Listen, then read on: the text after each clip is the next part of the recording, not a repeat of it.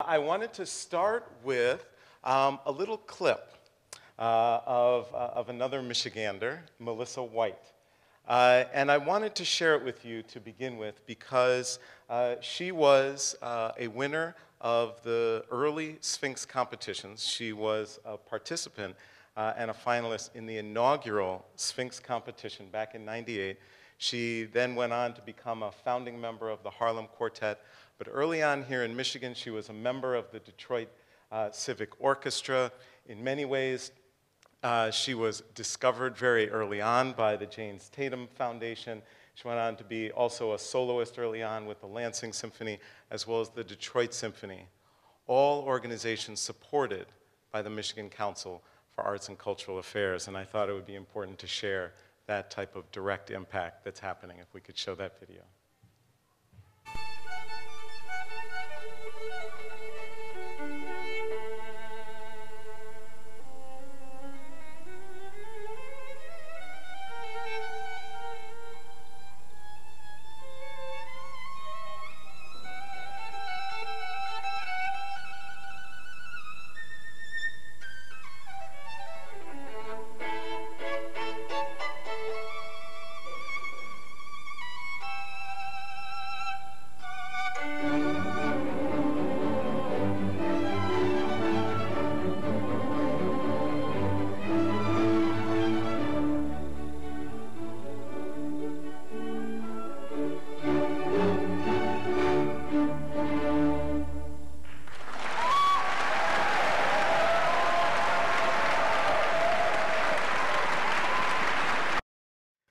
So this brings up actually one of my favorite quotes that I wanted to start with, which is that the deepest defeat suffered by human beings is constituted by the difference between what one was capable of becoming and what one has in fact become.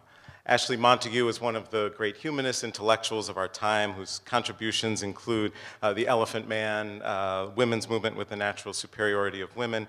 But when I hear his words, I think to myself, what shall I think about and consider of Melissa, whose accomplishments not only meet expectations, but exceed what anyone might have thought that was possible for her to do. She was just most recently last month in Europe performing. And the reality is that our state arts agencies often play that pivotal role early on with artists like Melissa. I wanted to share some of the work that we're doing at Michigan, but to kind of describe that, the work that I think we all do as artists is really fused by our personal lives. So I wanted to give you a quick background on myself, so I figured I'd start at the beginning, given that I've only got 20 minutes.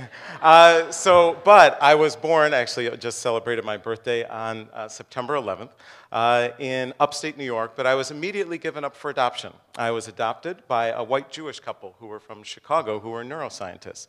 And they actually already had a birth child, my older brother, who is now a cellular biologist and biogeneticist at Columbia. So in many ways, I was literally the black sheep of the family, not just color. But yeah, I was the artist, I was spontaneous, I was, a little more passionate about things, and they were very methodical and logical. Hopefully along the ways I've combined all of these facets. Fast forward 31 years, I was reunited with my birth parents. My birth father, who's Black Jehovah's Witness, my birth mother, who's white Irish Catholic. And not only did they end up getting back together, they had another child who they did raise, my full sister, who I was able to encourage to come to the University of Michigan, my alma mater, and we became very, very close, and she now practices law and works with Legal Aid in New York City. So basically, in the end, I'm kind of a black, white, Jewish, Irish, Catholic, Jehovah's Witness who plays the violin, used to have a big afro. That's kind of me. So in terms of my development, my adoptive mother was an amateur violinist, so that's how I began to play. I began playing early on. In New York, I was very lucky to have phenomenal teaching. My adoptive dad, you're wondering these photos, my adoptive dad was an amateur photographer. And so actually he ended up having an exhibit at Rockefeller, which is where they worked, and actually most recently had an exhibit in Sweden. And so I was very lucky early on to have phenomenal teaching. Vladimir Grafman, who really brought the Russian school over, was my first teacher, so I was very lucky. He taught the likes of Joseph Gingold, who taught Joshua Bell, and many of our other great soloists today. And one of the other things is that I had the opportunity to play chamber music beginning at a very early age. And that opportunity to collaborate with other musicians was incredibly profound in my life. So initially New York till I was 10 years old, 92nd Street Y. And then when I was 10, my parents moved to Hershey, Pennsylvania, which is quite an extraordinary experience for me. At the time, there was one black family in my school district. You imagine, big afro playing by, it was tough, last name Dworkin. No one really knew what to make of me. So, and it was my violin that really was the way that I could express at certain times when I did feel very isolated. My violin is the greatest constant in my life. I was very, very lucky, and my introduction to the state of Michigan came my junior and senior year of high school when I got to go to the Interlochen Arts Academy for my junior and senior year of high school. Then I started out at Penn State for 2 years, concertmaster at Penn State Philharmonic, then had 4 years actually off where I got a lot of nonprofit, for-profit experience, and then finished working on my degrees, undergraduate and graduate degrees at the University of Michigan. Here I'm with my teacher, Steve Ships. And it was while I was at Michigan that I had a series of extraordinary experiences where I had the opportunity to explore different things, to explore interdisciplinary work, as the chairman was referencing, which is so critical, I think, in our field. I had the opportunity to work with dancers. You can see in the center picture there, I worked with choreographers, formed a quartet. We assigned a dancer to each of them, did performances. I did recitals on electric violin. I worked with jazz artists. In the lower left, you can see kind of visuals. I would select certain works that were based on works of visual art, and I would project those on the screen behind me. And in the end, basically, Michigan empowered me to be able to be relevant to my art form and to my community. And I'm going to mention this word relevance a few more times. And in addition to that, I was able to have this kind of idea because as I was kind of at Michigan, I started thinking about why was I often the only person who looked like me on stage or in the audience, and started thinking about these issues of inclusion and diversity. And that led me to really this initial idea of what if there was a competition for students like me. We could come together, play works by composers of color, and if we just did that, the world would be a little bit of a better place and we'd solve this whole problem in classical music like that. Began to realize it was a little more complex of a program that Sphinx has done over now. It will be celebrating its 20th year this next year. But because serving on NEA panels and this ability to participate in the work that all of you lead on a daily basis. And then, of course, being able to go on and serve and learn, as I do now on both the National Council as well as our State Council, have truly, truly been profound for me. And it's because of all of these experiences that Sphinx was able to do the work that it has been able to do over the years and really become the most relevant national arts organization in its sphere, really focusing on transforming lives through the power of diversity in the arts. And so after 19 years, my wonderful alma mater invited me to come back and join the School of Music, Theater, and Dance. And this was interesting for me because I very much believe in the adage, if it ain't broke, don't fix it. So I was being invited to come back to this extraordinary institution that was already excellent and awesome. So I really began thinking about what was it that I could bring, what added value to help it in its trajectory, and to be a good steward, but to also help its evolution. We're a phenomenal institution, almost 180 faculty, almost 100 staff, great student to faculty ratio, extraordinary accomplishments of all of our alums. Speaking of musical theater earlier, we were just kind of re-announced as the #1 musical theater department in the country, and we're always part of the top 5 performing arts institutions, a host of different things. And so as I began to have these conversations in a listening tour, I love this quote from Susan Scott that I wanted to share, who developed Fierce. And she says, our work, our relationships, and our lives succeed or fail one conversation at a time. And while no single conversation is guaranteed to change the trajectory of your life, any single conversation can. So speak and listen as if this is the most important conversation you will ever have with this person, because it could be. and participate as if it matters, because it does.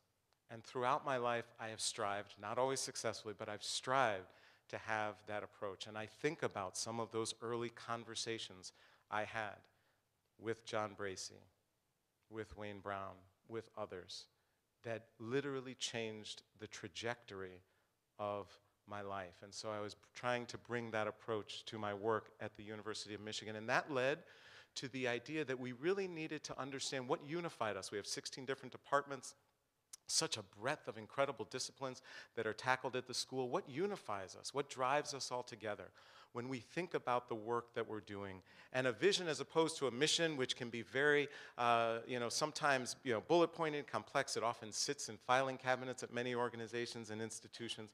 But the vision is lived through, it's breathed every day through all of the constituents of an institution. And at Michigan, it's very simple, that we will become the most relevant School of the Performing Arts in the world. That's it. This is how we operate. This is what we are doing. And as we strive for this, one of the things, my favorite quotes again from Lyndon Johnson in terms of signing into law, the NEA said, "Art is a nation's most precious heritage, for it is in our works of art that we reveal to ourselves and to others the inner vision which guides us as a nation. And where there is no vision, the people perish." And I believe that is the case for organizations. Where there is no vision, the work that we do can so easily vanish. And so what do we mean when we say relevance? We really mean the dictionary definition, having a significant demonstrable bearing on the matter at hand. So really there's two ways in which we realize this relevance. Number one, we must educate and train our students to be relevant, to be able, by the time they graduate, to have a significant demonstrable bearing on their specific field of study. And secondarily, it is our responsibility to make sure we empower our faculty and our students to have these fields of study that we train in be relevant to society. And if we do that, then we will have successful grads, they'll go out, have phenomenal careers, earn lots of money, and come back to the school and be wonderful donors.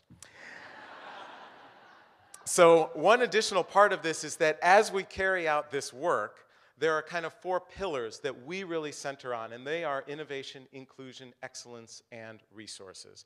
These are the ways in which we really embody how we do our work on a day-to-day basis. And they're all really self-explanatory, but one of the key things I just wanted to mention is this famous quote from Chimamanda Adichie, a Nigerian author who's just incredible, and she writes about this danger. And she talks about it that the danger of a single story is not that it is untrue, but that it is incomplete. And the reality is that when we think about inclusion in the performing arts, the stories we weave about our nation are incomplete. And I think now more than ever, it is imperative, and we have a responsibility to make sure that these stories we weave reflect all corners of our society and of our nation. And so I wanted to give just a quick snapshot of the kind of foundation and private sector giving as it relates to inclusion. And I'm just going to share this slide really quickly. And this comes out of the NCRP, the National Committee for Responsive Philanthropy, because I just wanted to paint this quick picture before I close and also share why the work that all of you do is so critically important. So nationally, total foundation giving is about $22 billion a year. Arts and culture grants are about $2.3 billion each year. The grants that benefit underserved communities is only about $200 million of that $2.3 billion. And the interesting thing is that focused arts funders that commit more than 25% of their grant making to the arts, give less towards benefiting and impacting underserved communities. It's only about $100 million. So in other words, less than their peers in the foundation field who do not focus on the arts, they give less and focus less on underserved communities. And also thinking about the distribution in terms of the size of organizations, which is so critical. And when you think about the support, for example, in the early years for Sphinx. Of all arts organizations, all 100,000 across the country, about 2% have budgets greater than $5 million. That 2% of our arts organizations receive 55% of all foundation funding. And as a matter of fact, and that's kind of surprising, but it's a little bit expected. If we just take the top 50 organizations out of the 100,000. So in other words, 0.0005% of all arts organizations, those 50 organizations receive half of all foundation funding for arts and culture.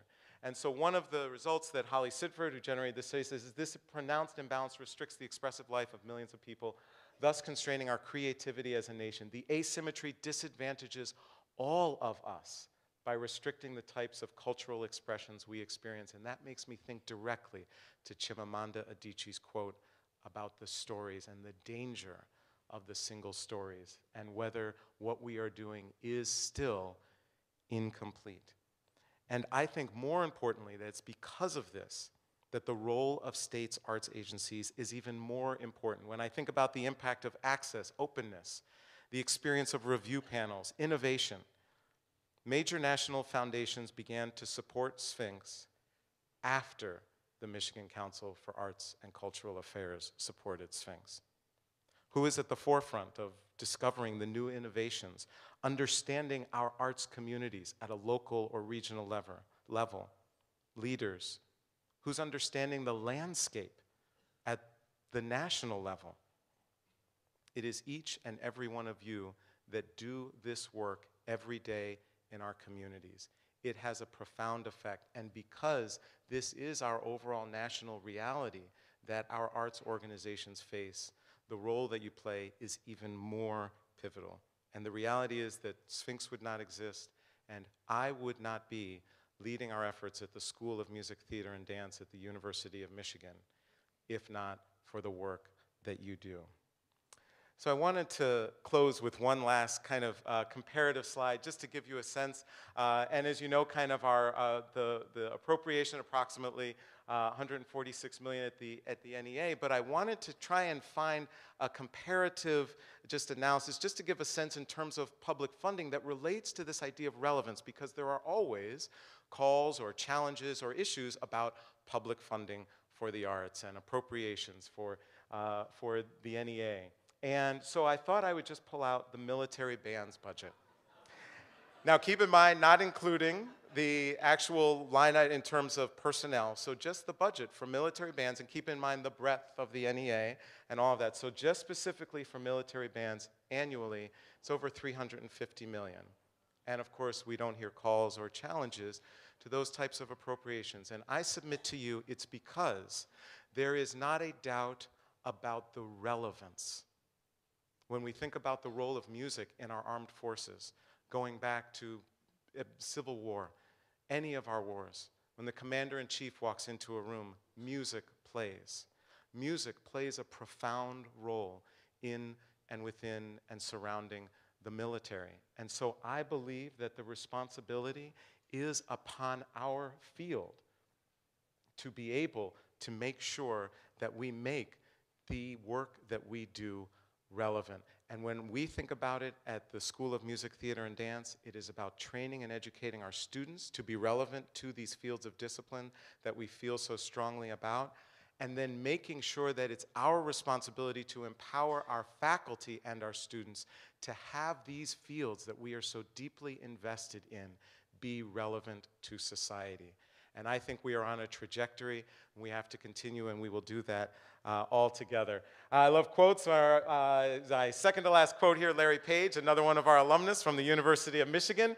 Google, and of course now Alphabet, and one of the things I keep sharing with my faculty as we approach change is I share with them that we've long believed that over time companies tend to get comfortable doing the same thing, just making incremental changes. But you need to be a bit uncomfortable to stay relevant. And so each and every day at Michigan, we think about and we strive to get a little more comfortable with being uncomfortable as we brace into new work in entrepreneurialism, in interdisciplinary work. And so just to close, I wanted to share probably one of my favorite quotes. Years ago, I had the opportunity to be down in Atlanta for a philanthropy conference in the Black community, and one of the Sphinx alums was performing before Coretta Scott King. It was incredibly powerful, and she came up to me afterwards talking about the importance of music and how it was important to their movement and to her and Martin. You know, her and Martin met at the New England Conservatory of Music, where she was studying. Music was a pivotal role in their lives. And it just makes me think about his famous quote, that change does not roll in on the wheels of inevitability, but comes through continuous struggle. History will have to record that the greatest tragedy about this period was not the strident clamor of the bad people, but the appalling silence of the good people. Our lives begin to end the day we become silent about things that matter. And I thank all of you for this incredible work that you do each and every day that has utterly changed the trajectory of my life and that matters so much to our society and to our nation. Thank you so much.